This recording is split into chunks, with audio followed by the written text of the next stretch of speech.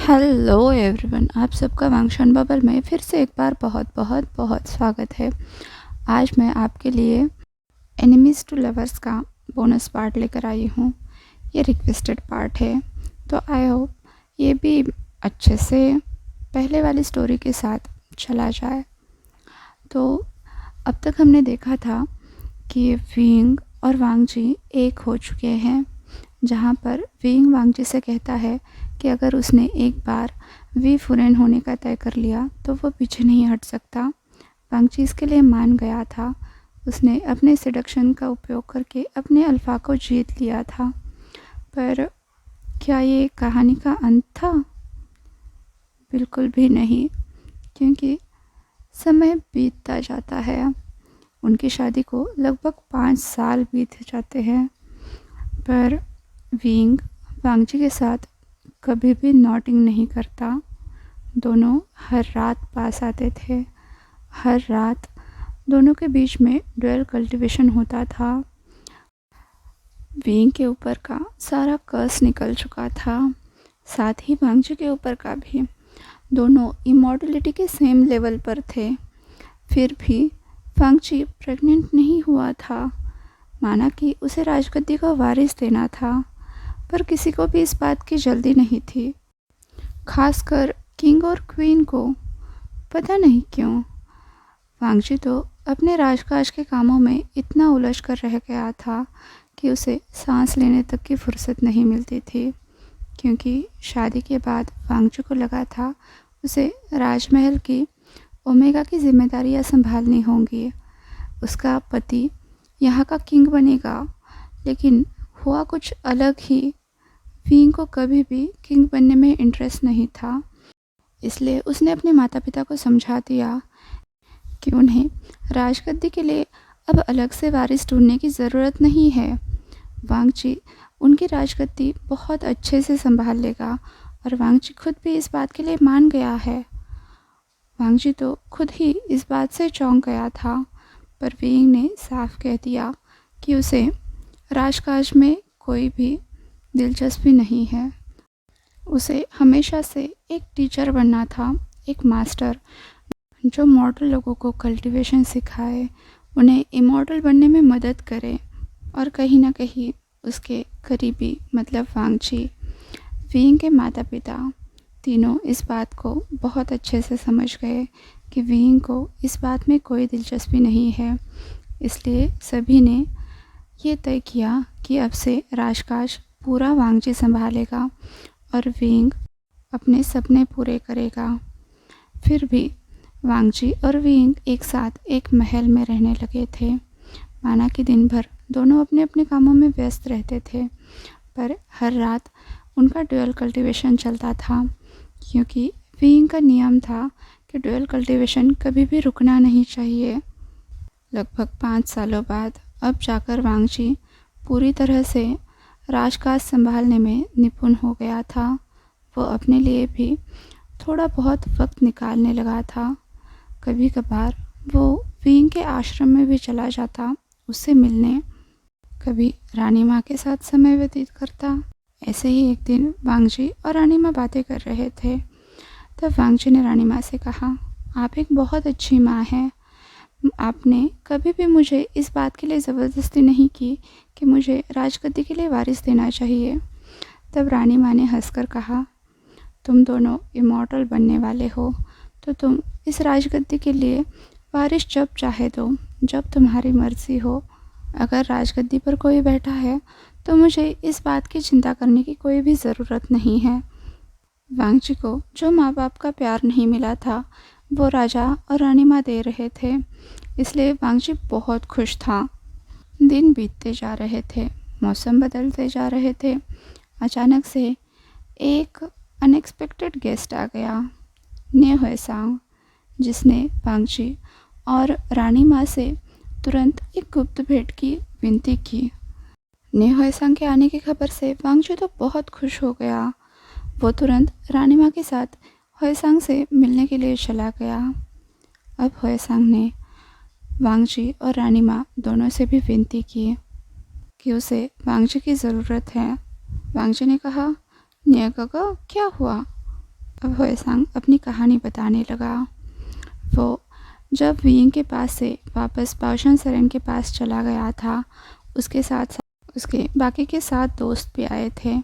वहाँ पर उन्होंने इमॉर्टलिटी कल्टिवेट कर ली थी। और अब जब ये नए मॉडल बने थे, बाओशन सेरेन ने उन सब से कह दिया था कि उन्हें अपने अपने क्लान जाकर क्लान का गार्डियन बनना पड़ेगा। ये एक तरह से उनके लिए टास्क के जैसा था। उन्हें अपने अपने लिनेज को बढ़ते हुए देखना था, उनकी मदद करनी थी। ऐसे ही ने होएसांग नए क्लान में चला गया, जहाँ जाकर उसने बहुत ही बदतरीन माहौल पाया। सुप्रीम ने क्लान का वंशज नी मिंगजुए पिछले 15 से 20 सालों से गायब थे। क्लान में जो राजा बन गया था वो बिल्कुल भी काबिल नहीं था। हर तरफ अफरा तफरी का माहौल था। लोग चोरियां करते थे अपना पेट भरने के लिए। नए क्लान जो शस्त्र बनाने के लिए मशहूर था, वही शस्त्र सभी लोग बस एक दूसरे को लूटने के लिए, उनकी जान लेने के लिए इस्तेमाल करते थे। ये सब होएसांग से देखा नहीं गया। वो नी मिंगजुए को ढूंढने के लिए उस जगह पर गए जहाँ पर वो ध्यान लगाकर बैठा था। तब उसे पता चला कि मिंगजुए अब अपनी जान देने जा रहा है। तब ने होएसांग ने नी मिंगजुए से पूछा कि वो ऐसा क्यों कर रहा है। तो नी मिंगजुए ने बताया कि वो अपने सोलमेट के बिना नहीं रह सकता। लान सिचिन कोमा से बाहर नहीं आ रहा था। वो जिस एग में था, उस एग में अब दरारें पड़ने लगी थी। पर ये कोई अच्छी खबर नहीं थी, क्योंकि उस एग में जितनी दरारें पड़ रही थी, उतनी ही लान सिचिन की सोल हवा में घुलती जा रही थी। और अब नी मिंगजुए के पास भी जीने की कोई और वजह नहीं बची थी। इसलिए वो चाहते थे कि दोनों भी रीइंकार्नेशन के लिए चले जाए। अब नी होएसांग ने नी मिंगजुए को समझाया, लान सिचिन के साथ साथ ही उनकी अपनी प्रजा के लिए भी कुछ जिम्मेदारियां हैं। और अगर नी मिंगजुए को लान सिचिन को वापस पाना है, तो इस बारे में नी होएसांग नी मिंगजुए की मदद कर सकता है। नी मिंगजुए भागने के बजाय अपनी जिम्मेदारियों पर ध्यान दे और नी होएसांग लान सिचिन की पूरी जिम्मेदारी लेंगे। ऐसे में नी होएसांग ने अपना कल्टीवेशन लगाकर लान सिचिन की सोल एक बीज में ट्रांसफ़र कर दी और नी मिंगजुए को नी क्लान संभालने के लिए जाने के लिए कहा। अभी वो बीज नी होएसांग यहाँ पर लेकर आया था लान वांगजी के पास, और वो चाहता था कि लान वांगजी उस बीज को ग्रहण कर ले और लान सिचिन को अपने बच्चे के रूप में फिर से एक बार जीवित कर दे। क्योंकि नी होएसांग ने जिस कल्टीवेशन का उपयोग किया था, उसके लिए लान सिचिन के ब्लड रिलेटेड ही कोई चाहिए था जो उसे दोबारा से जीवित कर सकता है। ऐसे में सिर्फ लान वांगजी ही ये काम कर सकता था। या तो वो अपनी सोल सैक्रिफाइस करके अपनी बॉडी लान सिचिन के लिए वैसल के रूप में दे देता, या फिर अपना वोम्ब। तो फिर वांगजी भी इस बात के लिए तुरंत मान जाता है और वो उस बीज को छूने की कोशिश करता है, पर वो बीज वांगजी के छूते ही गायब हो जाता है।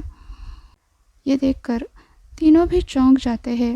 अब नी होएसांग ध्यान लगाकर इस चीज़ के पीछे का रहस्य जानने की कोशिश करता है और जानकर बहुत बुरी तरह से चौंक जाता है। उसे सब समझ में आता है कि विंग ने कभी भी वांगजी के साथ नोटिंग नहीं की है, पर वो ये बात वांगजी को नहीं बताता। वो बस वांगजी से इतना कहता है कि उसे बीज को वापस से पाने के लिए विंग के सहमति की ज़रूरत होगी। जब विंग वांगजी को प्रेग्नेंट करेगा, तभी वांगजी वापस से उस बीज को धारण कर पाएगा। वांगजी इस बात को जानकर ही बहुत खुश था कि वो लान सिचिन के किसी काम आ सकता है, तो इसलिए उसने भी यह ठान लिया कि वो विंग से आज रात ही बात करेगा। अब उसने नी होएसांग का अच्छे से आदरातिथ्य किया। फिर रानी माँ से इजाज़त लेकर वो विंग से मिलने के लिए अपने महल में जाकर उसका इंतज़ार करने लगा। उस रात जब विंग आया तो वांगजी ने विंग का अच्छे से ख्याल रखा। दोनों ने साथ में डिनर किया। उसके बाद वांगजी हमेशा की तरह बेड पर चला गया, विंग का इंतज़ार करते हुए। विंग हमेशा की तरह उसके सामने आया। विंग ने हमेशा की तरह वांगजी के बाल उसके माथे पर से, गालों पर से पीछे हटाए और वही हाथ उसके नेक तक ले गया। फिर वांगजी को हल्के से आगे खींच लिया और खुद भी आगे झुक गया उसके होठों को टच करने के लिए। तभी वांगजी ने विंग के चेस्ट पर हाथ रख लिया तो विंग कंफ्यूज हो गया। वांगजी बोला, क्या आप मेरी एक बात मानोगे? तो विंग ने कहा, हाँ फुरेन, आप जो चाहो। वांगजी ने कहा, मुझे बच्चा चाहिए, क्या आप मेरे साथ नॉटिंग कर सकते हो? एक पल के लिए विंग की आंखों से पूरी दुनिया घूमकर चली गई। उसका ओमेगा, जिसके पीछे विंग कितना पागल है ये खुद वो भी नहीं जानता। उसके होठ, उसके बाल, उसका पूरा शरीर। विंग का अल्फा तो अंदर ही अंदर इतने ज़ोर ज़ोर से चिल्लाने लगा, विंग को ताने कसने लगा कि उसने ओमेगा से ये क्यों कहा कि जो वो चाहे। वो अगर अपने ओमेगा को प्रेग्नेंट कर देगा तो बच्चा पैदा होने के बाद ओमेगा को एकांतवास में भेज दिया जाएगा, सक्लूजन में। उसका अल्फा भी उसके पास नहीं जा पाएगा। विंग उस समय में कैसे सरवाइव कर पाएगा? और उसका अल्फा तो पता नहीं कि उसके साथ क्या कर देगा। बात बहुत अजीब थी, पर इमॉर्टल होने के बावजूद भी विंग को वांगजी की लत लग गई थी। अगर विंग वांगजी के सामने रहता तो वो उससे एक पल भी दूरी सह नहीं कर पाता। उसने कोशिश की थी। जब उसने पहली बार वांगजी को छुआ था उसके अगले दिन उसने वांगजी को बेड से हिलने तक नहीं दिया था। उसके अगले दिन वांगजी बड़ी मुश्किल से बात लेने के लिए चला गया था, पर उस वक्त भी विंग उसे बिल्कुल भी अकेला नहीं छोड़ पाया था। वो उसके साथ बाथ टब में भी चला गया, वहाँ पर भी दोनों एक हुए। वांगजी को लगा ये सब उसके सिडक्शन का नतीजा है या फिर विंग उससे बहुत प्यार करता है। पर वांगजी नशे की तरह विंग के दिलो दिमाग पर काबू कर चुका था।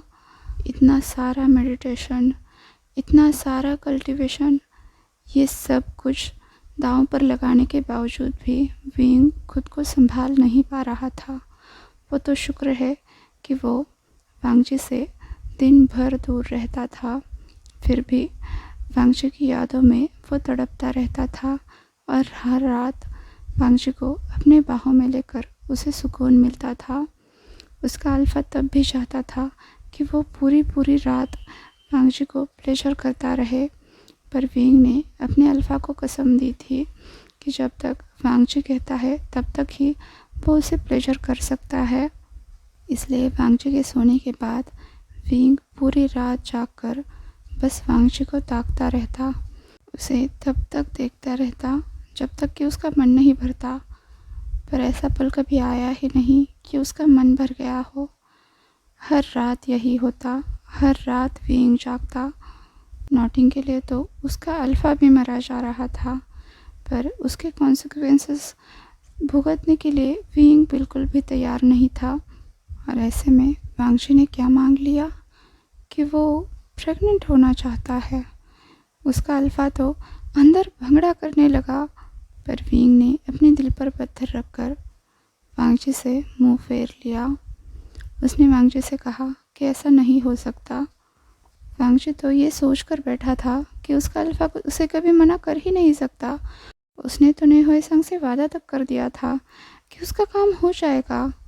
उसे अपने शिजन गगा को भी तो फिर से जीवित करना था, पर अब उसका अल्फा उसे मना कर रहा है। वांगजी इस बात का मतलब समझ ही नहीं पाया। उसने विंग से जिद की, पर विंग नहीं माना। वांगजी ने बहुत कोशिश की, रूठने की, पर यह भी नहीं हुआ। विंग किसी भी हालत में मानने के लिए तैयार ही नहीं था। आखिर बोर होते होते विंग ने वांगजी से कहा, अगर आज हमने ड्यूअल कल्टीवेशन नहीं किया तो हमारी पिछले 6 महीने की सारी कल्टीवेशन ख़त्म हो जाएगी। तब वांगजी को हार मानते हुए विंग की बात माननी पड़ी और दोनों के बीच ड्यूअल कल्टीवेशन हुआ। फिर वांगजी हमेशा की तरह सो गया और विंग वहाँ से उठकर चला गया अपने आश्रम में। ये बात वांगजी के लिए अजीब थी। उसे अपने हस्बैंड को, अपने अल्फ़ा को इस तरह से दुखी करना बिल्कुल भी अच्छा नहीं लगा। अब वो कश्मकश में था कि वो अपने भाई की मदद करे या फिर अपने अल्फ़ा की बात सुने। वैसे इस बात में सोचने के लिए ज़्यादा कोई मौका नहीं था, क्योंकि उसे किसी न किसी तरह से सिचन की मदद तो करनी ही थी। उसके अलावा सिचन को और कोई ज़िंदा नहीं कर सकता था। इधर वो रोज़मर्रा की तरह उठकर तैयार होकर अपने राजकाज में बिज़ी हो गया। रानी माँ जब उससे मिलने के लिए आई, तब वांगजी को परेशान देखकर उन्होंने पूछा, वांगजी बेटा क्या हुआ? तब वांगजी ने अपनी सारी परेशानी रानी माँ को बता दी। रानी माँ खुद भी इस बात से परेशान हो गई कि विंग इस तरह से क्यों बिहेव कर रहा है।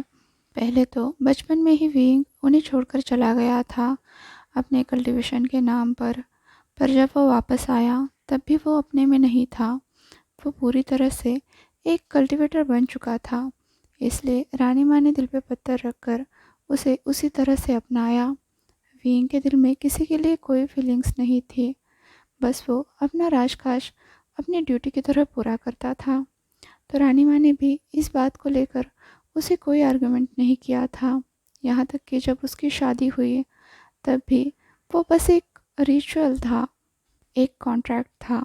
उन्हें उनका वारिस मिल जाता और विंग को उसका कर्तव्य पूरा करने को मिलता। उसके बाद वांगजी ने मैरिज के बाद की कोई रस्म नहीं की। यहाँ तक कि उनकी वेडिंग नाइट भी विंग के हिसाब से हुई। हर चीज़ विंग के मर्ज़ी से होती रही। रानी माँ इस बात में कुछ बोल भी नहीं सकती थी। उन्होंने अपनी हार मान ली थी। पिछले 5 साल में विंग सिर्फ वांगजी से मिला करता था, वो भी रात को। वो दिन में ना ही कभी राजमहल में आया, ना अपने माता पिता से मिला। उसकी इस बात को भी उसकी मर्जी समझकर सभी ने मान लिया। पर वारिस देना तो उसकी जिम्मेदारी थी, वो इस बात के लिए क्यों मना कर रहा है, ये रानी माँ को समझ नहीं आया। और वो सीधे मुंह जाकर विंग से बात भी नहीं कर सकती थी, क्योंकि अब विंग की दुनिया ही अलग थी। तो वो अपनी सूझबूझ से जितना कर सकती थी उतना सोचकर उन्होंने विंग और वांगजी को मिलाने की एक नई तरकीब ढूंढ ली।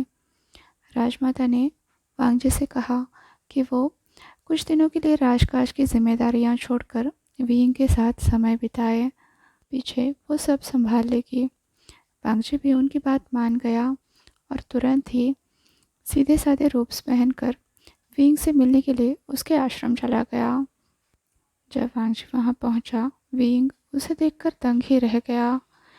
वांगजी ने वहाँ जाते ही वहाँ के शिष्यों से कुछ बात की, फिर उन्हें कुछ दिनों के लिए छुट्टी दे दी, साथ ही सेवकों को भी। ये सब देखकर तो विंग दंग रह गया। कहीं ना कहीं ये सब उसके अच्छे के लिए ही था।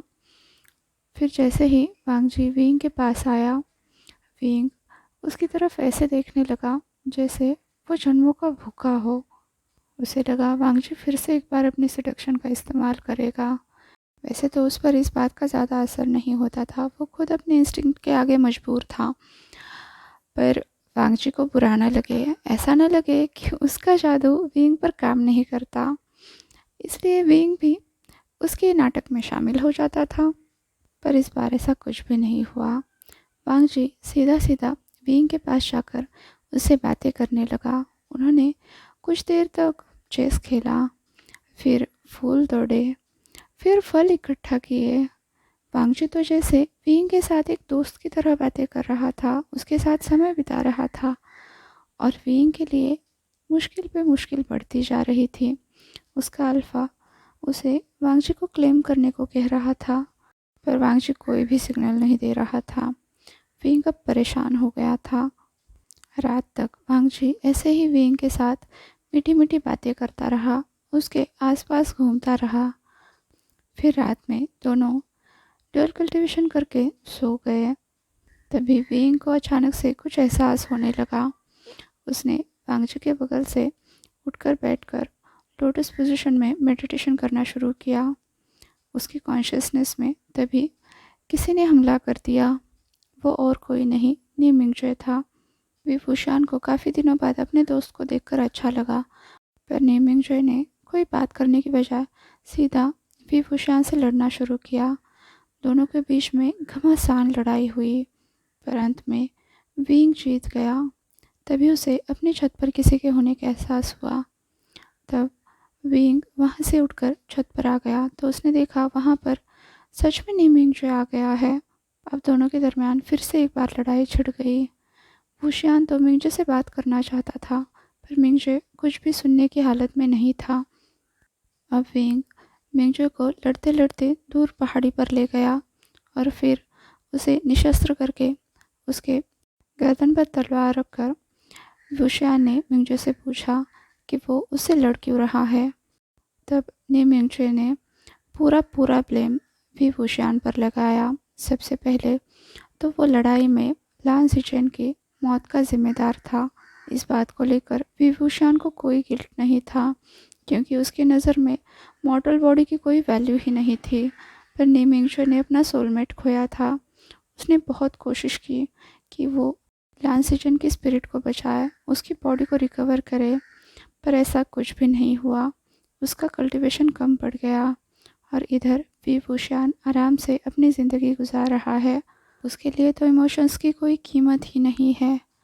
फिर भी वी वुशियान ने लान वांगजी से शादी कर ली और शादी के नाम पर उसके साथ खिलवाड़ करता रहा, जबकि मिंगजे अच्छे से जानता है कि वी वुशियान शादी कर ही नहीं सकता। उसका कल्टीवेशन उसे इस बात की इजाज़त नहीं देता। तो वी वुशियान ने वांगजी जैसे बच्चे के साथ भी खिलवाड़ किया है और अब मिंगजे चाहता है कि वांगजी लान सिचेन का वेसल बने। इस पर विंग मुस्कुरा दिया। यह देखकर तो मिंगजे और भी ज़्यादा चिढ़ गया। तो विंग ने स्माइल करके कहा, वांगजी तो झूठा हो गया है। मिंगजे के पैरों तले ज़मीन खिसक गई। अब लान सिचेन को जिंदा करने का शायद उसके पास कोई दूसरा तरीका नहीं था। तभी वी वुशियान ने कहा, लान सिचेन को जिंदा करने की जिम्मेदारी अब मेरी है। मैं उसे अपने बेटे के रूप में जन्म दूंगा। ये सुनकर मिंगजे ने रोते हुए वी वुशियान को बो किया, फिर वहाँ से चला गया। अब वुशियान वापस से वांगजी के पास आ गया। तब तक वांगजी की भी नींद खुल चुकी थी। वांगजी ने वुशियान से पूछा कि वो कहाँ था, तो वुशियान ने उसे ज़्यादा कुछ न बताते हुए बस इतना कहा कि वो कुछ काम निपटा रहा था। अब वांगजी फिर से लेट गया। उसने विंग की तरफ देखकर पूछा, आप नहीं सोओगे? तो विंग ने कहा, नहीं, मुझे कुछ और काम है। तो वांगजी ने कहा, मुझे घूरते रहने के अलावा आपको और क्या काम है? तो विंग चौंक कर वांगजी की तरफ देखने लगा। तो वांगजी ने कहा, मुझे पता है आप मुझे ही देखते रहते हो, अब चुपचाप आकर यहाँ सो जाओ। अब वांगजी की बात मानकर विंग उसके पास आ गया, पर उसके हाथ चुप नहीं रहे। वो वांगजी की कमर पर घूमने लगे। उसने वांगजी को पेट से खींचकर अपने से सटाकर सुला दिया, पर तब भी उसके हाथ नहीं रुके। वो वांगजी के चेस्ट तक चले गए। तो वांगजी ने कहा, क्या आपको नींद नहीं आ रही है? तो विंग ने कहा, मैं सोच रहा था कि मैं तुम्हारी बात मान लूँ। वांगजी ने चौंक कर विंग की तरफ देखा। तो विंग ने कहा, पर ये मेरे हाथ में नहीं है। इसके लिए तुम्हें मुझे इतना परेशान करना होगा कि मैं खुद से कंट्रोल खो दूँ। एक तरह से ये मेरे ऊपर सील की तरह काम करता है। मैं अनजाने में ही खुद को कंट्रोल करता हूँ और जब तक मैं होश में हूँ मैं तुम्हें नोट नहीं कर सकता। अब वांगजी ने ये सब एक चैलेंज की तरह लिया और उसके बाद वांगजी विंग को प्लेजर करने लगा खुद से। कहीं ना कहीं वांगजी को भी समझ आ गया कि वो भी जितना सडक्शन इस्तेमाल करता है उससे भी कई ज़्यादा उसकी ताकत है। फिर वांगजी भी इंटीमेसी के नए नए तरीके खोजने लगा, उन्हें ट्राई करने लगा, दोनों को प्लेजर करने लगा। वांगजी के इस नए अवतार से कभी कभी विंग भी स्टन रह जाता, लेकिन अभी भी वांगजी इतना काबिल नहीं बना था कि वो पूरी तरह से विंग को अपने होश खोने पर मजबूर कर दे। दोनों ने साथ में बहुत सारा समय बिताया। वैसे तो सडक्शन वांगजी के नस नस में घुल गया था, पर विंग को काबू करने के लिए वो काफ़ी नहीं था। वांगजी और भी कल्टीवेट करता गया। ऐसे ही एक दिन आधी रात के बाद वांगजी विंग को उठाने की कोशिश कर रहा था, क्योंकि उसका मन अभी भी नहीं भरा था। वह बार बार कह रहा था, वी काका उठो ना, आप तो कभी नहीं सोते थे, अब आप क्यों सो रहे हो? तो विंग अपने सर पर हाथ मारता हुआ बोला, वांगजी तुम तो मुझे तोड़ कर रख दोगे। पर वांगजी ने उसकी कोई बात नहीं सुनी। वो दोबारा से विंग के ऊपर आ गया। फिर से विंग से कहने लगा कि वो वांगजी को प्लेजर करे, या तो वांगजी खुद को ही प्लेजर करना शुरू कर देगा। तब विंग ने थक हार कर वांगजी की बात मान ली, पर वो इतना ज़्यादा थक चुका था कि वांगजी अब पूरा कंट्रोल ले लेता है। पर इस बार भी जब विंग ने नोटिंग नहीं की, तो वांगजी ने दोबारा से उसे उठाते हुए कहा, वी काका उठ जाओ, आपको सोना नहीं है। तो इस बार विंग सच में अपना कंट्रोल खो देता है और वांगजी को सीधा बेड पर पिन कर देता है। ये बात उसे उसके अल्फा को बहुत बुरी लगी थी कि उसका ओमेगा सेटिस्फाइड नहीं हुआ है। जिसके साथ ही विंग ने वांगजी को प्लेजर करना शुरू किया। वांगजी के लिए ये सब बहुत ज़्यादा हो रहा था, पर वो किसी भी हालत में हार मानने के लिए तैयार नहीं था। इस बार विंग ने सच में वांगजी को इतना ज़्यादा प्लेजर किया, साथ में उसके साथ नोटिंग भी की, जिसके होते होते वांगजी तो बेहोश हो गया। और उसके बेहोश होते ही विंग ने उन दोनों को कोहरे से कवर कर लिया। तो उसके सामने ने होएसांग का पैर हो गया। उसने वी वुशियान से बो करके उसे वहाँ पर आने के लिए माफ़ी मांगी। तो वी वुशियान ने उसे लान सिजन का वो बीज देने के लिए कहा।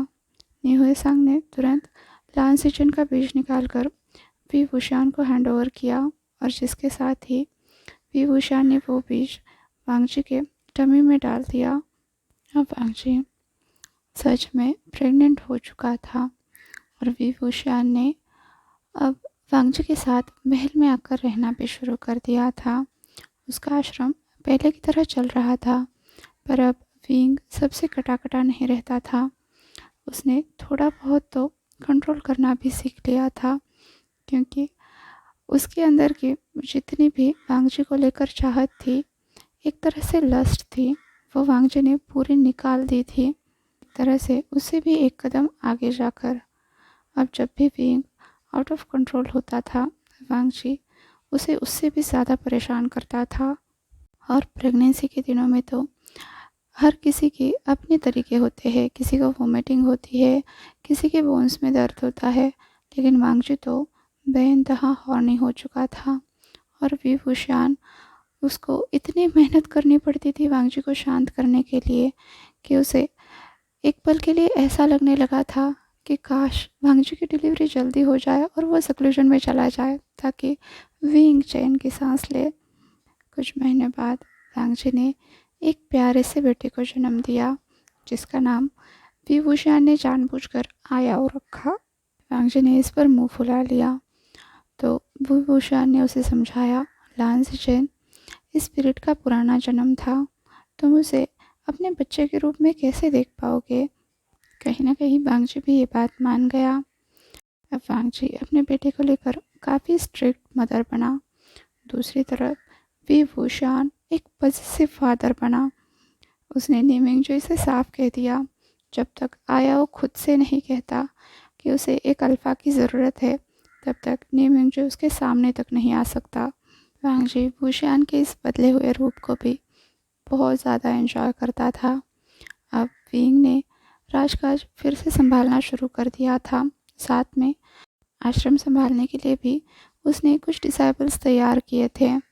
आयाओ जैसे जैसे बड़ा हो रहा था, विंग को दोबारा से एक और बच्चा पैदा करने की चाहत होने लगी। उसने इस बारे में वांगजी से बात भी की। दोनों ने फिर से एक बार नोटिंग करने के लिए घूमने जाने का, सक्लूजन में जाने का तय किया। इस बार उन्हें किसी की मदद नहीं करनी थी, उन्हें अपने प्यार का प्रतीक चाहिए था, जो कुछ ही महीनों बाद वांगजी की गोद में आयुआन के रूप में था।